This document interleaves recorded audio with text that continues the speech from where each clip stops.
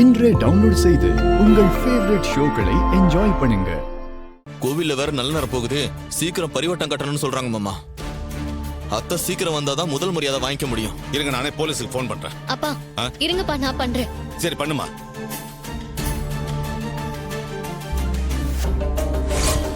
இங்க ரவுடிய பண்ண அட்டகாசத்தை போலீஸ்ல புகார் கொடுக்க நீங்க போனீங்க.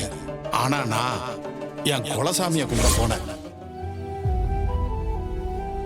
இப்ப போலீஸ்க்கு போறதை விட கார்த்திக்கு போன் பண்ணி சொல்றதா சரியா இருக்கும். போலீஸை விட அவர்தான் நம்ம அம்மாவை சீக்கிரம் கண்டுபிடிச்சு கொடுப்பாரு.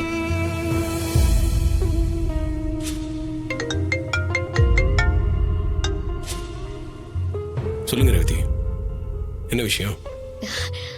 சார், உங்களால எனக்கு ஒரு ஹெல்ப் வேணும். என்ன பண்ணணும்னு சொல்லுங்க. நாங்க எல்லாரும் ஃபேமிலியா கோயிலுக்கு வந்தோம். அம்மாக்கு இன்னும் கொஞ்ச நேரத்துல கோவில்ல முதல் மரியாதை கொடுக்கறதா இருக்காங்க. ஆனா இந்த நேரத்துல அவங்கள காணோம். எங்க போனாங்கன்னு தெரியல. நாங்களும் கோயில் முழுக்க தேடி பார்த்துட்டோம், அவங்க எங்கேயும் இல்ல. அப்படியா? சரி, உங்களுக்கு ஃபோன் பண்ணி பாத்தீங்களா? ஃபோன் பண்ணி பார்த்தோம், ஸ்விட்ச் ஆஃப்னு வருது. அவங்களுக்கு ஏதாவது ஆயிடுமோன்னு பயமா இருக்கு. போலீஸ்க்கு தகவல் சொல்லலாம்னு எங்க வீட்ல எல்லாரும் சொன்னாங்க சார். எனக்கு என்னமோ உங்ககிட்ட சொன்னா கண்டுபிடிச்சு தருவீங்கன்னு உள்ளுணர்வு சொல்லிட்டு இருக்கு.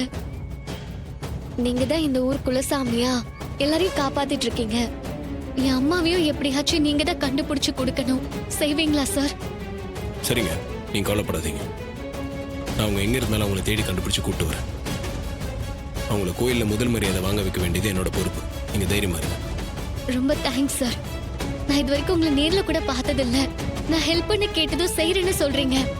உங்களுக்கு பெரிய மனசுதான் சார். சரிங்க, நீங்க கோயிலே வெயிட் பண்ணுங்க. நான் உங்க அம்மாவை கூட்டிட்டு வரேன். Thank you sir.